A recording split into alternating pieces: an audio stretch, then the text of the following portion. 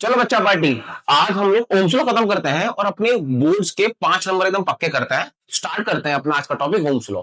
तो Ohm's law में हमारे ओम साहब ने ये कहा कि जब जब मेरे पास पोटेंशियल डिफरेंस की वैल्यू बढ़ेगी उसी के हिसाब से करंट की वैल्यू बढ़ने लग जाएगी, और जब पोटेंशियल डिफरेंस की वैल्यू कम होगी तो करंट की वैल्यू भी कम हो जाएगी। चलिए इसको एक्सपेरिमेंट से समझते हैं। है ना इंटरेस्टिंग सा। तो आपको भी ये लग रहा होगा कि इस बल्ब के अंदर ये रोशनी कम ज्यादा कैसे हो रही है। तो इसी का एक्सप्लेनेशन हमारे ओम साहब ने क्लास 10 की किताब में बहुत सुंदर तरीके से लिखा। तो ओम साहब ने ये कहा कि अगर मैं इस बल्ब के अंदर जाने वाले पोटेंशियल डिफरेंस की वैल्यू को कम कर दूंगा तो मेरे पास इसके अंदर करंट भी खत्म हो जाएगा। लेकिन जैसे जैसे ही मैं इसके अंदर पोटेंशियल डिफरेंस बढ़ाता चला जाऊंगा तो इसके अंदर करंट की वैल्यू भी बढ़ती चली जाएगी और जिसकी वजह से ये तेज ग्लो करेगा। तो ओम साहब के अकॉर्डिंग पोटेंशियल डिफरेंस और करंट एक दूसरे के डायरेक्टली प्रोपोर्शनल होते हैं। तो पोटेंशियल डिफरेंस के बढ़ाने से करंट भी बढ़ जाता है और पोटेंशियल डिफरेंस के कम करने से करंट की वैल्यू भी कम हो जाती है।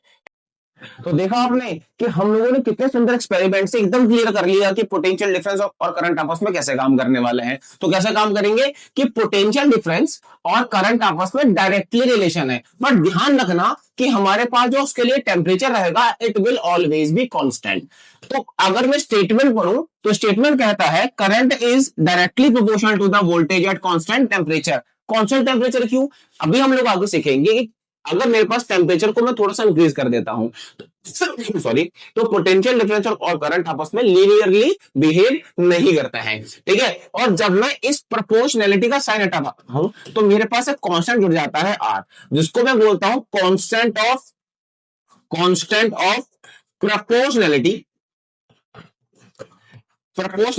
या फिर इसका हमारे को नाम दिया जाता है रेजिस्टेंस। रेजिस्टेंस क्या होता है हम लोग अभी सीखेंगे, तो घबराना नहीं है ना। तो क्या पढ़ा हम लोगों ने कि पोटेंशियल डिफरेंस और करंट आपस में कैसे रिलेशन में आ रहे हैं, डायरेक्ट रिलेशन में आ रहे हैं। एग्जाम्पल के तौर पर कि एक चीज के बढ़ाने से आपकी दूसरी चीज बढ़ जाए, जैसे आपके अगर मैं फादर की इनकम बढ़ा दूं तो आपके एक्सपेंडिचर भी बढ़ जाएंगे, लेकिन अगर मैं इनकम सेम रखूं और एक्सपेंडिचर बढ़ा दूं तो सेविंग तो कम हो जाएगी। तो पहला केस जहां पे इनकम बढ़ाने से एक्सपेंडिचर बढ़ रही थी वो रिलेशन हो गया डायरेक्ट रिलेशन, लेकिन सेकंड केस जहां पर सिर्फ एक्सपेंडिचर बढ़ा रहा था तो सेविंग कम हो जा रही थी वो रिलेशन हो गया इनवर्स रिलेशन। यहां पर पोटेंशियल डिफरेंस और करंट में कैसा रिलेशन आ रहा है, जल्दी बोलो बोलो बोलो बोलो, डायरेक्ट रिलेशन आ रहा है।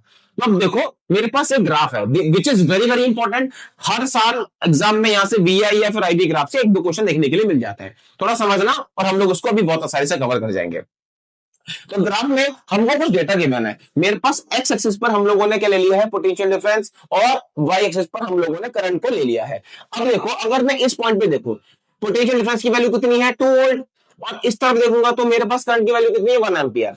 अगर मैं इस पॉइंट पे देखूं this is A and this is B, तो बी पॉइंट पर पोटेंशियल डिफरेंस इज 4 और यहां पर कितना है मेरे पास, कितना करंट है 2। यहां पर मेरे पास पोटेंशियल डिफरेंस 6 है, यहां पर करंट की वैल्यू 3 है। तो अगर मैं आर की वैल्यू निकालू फॉर्मूले से तो which is V upon I, तो हर पॉइंट पर आर की वैल्यू निकल के आ रही है 2/1 is 2, 4/2 is 2, यहाँ पर सी पॉइंट पर 6/3 is 2, यानी हर पॉइंट पे रेजिस्टेंस कैसा है कांस्टेंट है ना, और ग्राफ कैसा बन रहा है लीनियर बन रहा है। तो हमको ये पता चला कि अगर टेम्परेचर कांस्टेंट हो जाता है तो वीआई ग्राफ कैसा बनता है, लीनियर बनता है, लीनियर बनता है। और ये जो स्लोप है, ये जो स्लोप है हमको देगा रेजिस्टेंस की वैल्यू, किसकी वैल्यू देगा, रेजिस्टेंस की वैल्यू देगा, है ना। क्या लिखा हुआ है, VI graph is a straight line, हाँ it always passes through origin, ठीक है। This shows that potential difference and current is directly related to each other. कोई दिक्कत वाली बात तो नहीं है, पक्की बात है। हाँ चलो मैं एक समझाता हूं कि रेजिस्टेंस क्या होता है। तो रेजिस्टेंस किसी भी कंडक्टर की वो प्रॉपर्टी है जो करंट के फ्लो होने के रास्ते में रुकावटें पैदा करेगा। कैसे भैया, एग्जाम्पल के तौर पर अगर मैं एक प्लेन रोड ले लूं और एक रोड भी ले लूं जहां पर ब्रेकर है, तो कहां पर गाड़ी की स्पीड में दिक्कतें आएंगी, जहां पर ब्रेकर है भैया, एग्जैक्टली। तो resistance is the ability of the material to oppose the flow of electrons, यानी कि अगर कोई भी मटेरियल इलेक्ट्रॉन्स के फ्लो होने के रास्ते में रुकावटें पैदा कर रहा है, उसको रोकने का प्रयास कर रहा है, तो इसी प्रॉपर्टी को क्या कहा जाता है, रेजिस्टेंस कहा जाता है। It is the property of a conductor that opposes the flow of electric current. अच्छा भैया ठीक है, it controls how easily current can pass, मतलब फॉर्मूला तो मेरे पास V बराबर I इंटू आर, तो आर का फॉर्मूला क्या हो जाएगा V upon I. I R expenditure और सेविंग, याद आया, जब एक्सपेंडिचर बढ़ेगा तो इनकम सॉरी सेविंग कम हो जाएगी। सिमिलरली जब रेजिस्टेंस बढ़ेगा तो करंट क्या हो जाएगा, कम हो जाएगा, क्योंकि इनके बीच में इनवर्स रिलेशन है। कैसा रिलेशन है बेटा, इनवर्स रिलेशन है ना। तो अब तुम बताओ जरा जल्दी से कि अगर मैं रेजिस्टेंस की वैल्यू को कम कर दूं तो क्या होगा, क्या होगा, करंट कम हो जाएगा। अब तो हमको समझ में आ गया कि इसी इसी कारण की वजह से मेरे पास कुछ तारों के अंदर करंट बहुत इजीली फ्लो कर जाता है, कुछ तारों के अंदर करंट बहुत आसानी से फ्लो नहीं कर पाता। उनको हम लोग इंसुलेटर्स बोलते हैं, क्योंकि इंसुलेटर्स की रेजिस्टिविटी बहुत ज्यादा होती है। अरे भैया नाइक्रोम वायर भी याद आ रहा है, हीटिंग एलिमेंट, उसकी रेजिस्टिविटी ज्यादा होती है तो करंट फ्लो नहीं कर पाता, इसलिए वो हीटिंग इफेक्ट प्रोड्यूस कर देता है। सीख लेंगे आगे जाके, घबराना नहीं, है ना। तो रेजिस्टेंस की का फॉर्मूला क्या बन गया मेरे पास, जल्दी बताओ, V अपॉन आई। अगर मैं इसकी यूनिट लिखना चाहूं तो रेजिस्टेंस की यूनिट हो जाती है ओम, या फिर हम लोग उसको इस सिंबल से डिनोट कर रहे वाले हैं। कोई दिक्कत वाली बात तो नहीं है। तो कोई तुमसे पूछेगा कि भैया 1 ओम बता दो, 1 ओम, तो भैया पोटेंशियल डिफरेंस भी 1 वोल्ट ले लेना और करंट भी 1 एम्पियर ले लेना। तो अगर मैं डिफाइन करने जाऊं तो अगर मेरे पास पोटेंशियल डिफरेंस की वैल्यू 1 वोल्ट हो जाए और उससे करंट की वैल्यू 1 एम्पियर फ्लो करे, तो जो रेजिस्टेंस प्रोड्यूस होगा उसको हम लोग क्या बोलेंगे, 1 ओम बोलेंगे। तो when 1 volt produces 1 ampere of current then the resistance is said to be 1 ohm. तो जल्दी से फटाक से क्या करते हैं, एक क्वेश्चन देखते हैं। ये मेरे पास है कि कुछ डेटा दे रखा है, हमको ग्राफ प्लॉट करने के लिए कहा गया। ये देखो वी पर क्या दे दिया, पोटेंशियल डिफरेंस, यानी कि potential difference is on X axis and current is on Y axis. तो अगर 0.5 पोटेंशियल है तो 0.1 क्या है, करंट। ओके भैया कर लेंगे, चीते हैं हम लोग। 0.5 ये हो गया मेरे पास 0.5 0.1 की वैल्यू। देन अगर 1 हो गया है पोटेंशियल डिफरेंस तो 0.2 हो गई है, 1 और 0.2 हो गई है। ये हो गया मेरे पास बी की वैल्यू। सिमिलरली 1.5 पे 0.3 है, ये हो गया। फिर ऐसे मेरे पास ये आएगा, ये आएगा, ये आएगा। और अगर मैं इन सबको एक लाइन से जोड़ दूंगा तो कैसी लाइन बनेगी, लीनियर लाइन बनने वाली है। ओके भैया समझ में आया ग्राफ कैसे बनेगा। हाँ लेकिन भैया मुझको ये बताओ कि अगर एक क्वेश्चन ऐसे आ जाए, भैया ये क्या बना रहे हो, सूरज की किरणें बना दिया कि, मैंने कहा नहीं सूरज की किरणें नहीं है, ये एक वीआई ग्राफ पे बहुत इंपॉर्टेंट क्वेश्चन है। वीआई ग्राफ पे बहुत इंपॉर्टेंट क्वेश्चन जो आपके 2026 के बोर्ड एग्जाम में आया था, 2024 के बोर्ड एग्जाम में आया था, तो बहुत इंपॉर्टेंट, ध्यान रखना। क्वेश्चन ये कहा गया इन चारों में से किसकी रेजिस्टेंस ज्यादा होगा, बताओ रेजिस्टेंस किसका ज्यादा होगा। तो भैया फॉर्मूला होता है V अपॉन आई। जहां पर V अपॉन आई का रेशियो ज्यादा वहां पर रेजिस्टेंस भी ज्यादा।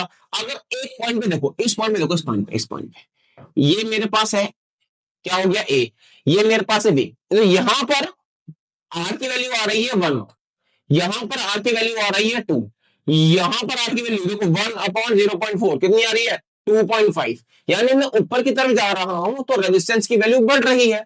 तो डी का क्या होगा, तो डी का क्या होगा, मैक्सिमम रेजिस्टेंस, और मेरे पास ए का क्या होगा, मिनिमम रेजिस्टेंस। मिनिमम रेजिस्टेंस ये भूलना नहीं कि जिसका स्लोप बढ़ता चला जाएगा तो रेजिस्टेंस की वैल्यू भी बढ़ती चली जाएगी, but for only VI graph, only VI graph very important है। लेकिन अगर मैं सोचो, इधर देखो, अगर मैं इधर की तरफ करंट कर दूं, इधर की तरफ, और इधर की तरफ पोटेंशियल डिफरेंस कर दूं, तो उसको मैं वीआई ग्राफ नहीं बोलूंगा, it now will be called as IV graph. तो कंफ्यूज बहुत सारे बच्चे होते हैं यहाँ पर।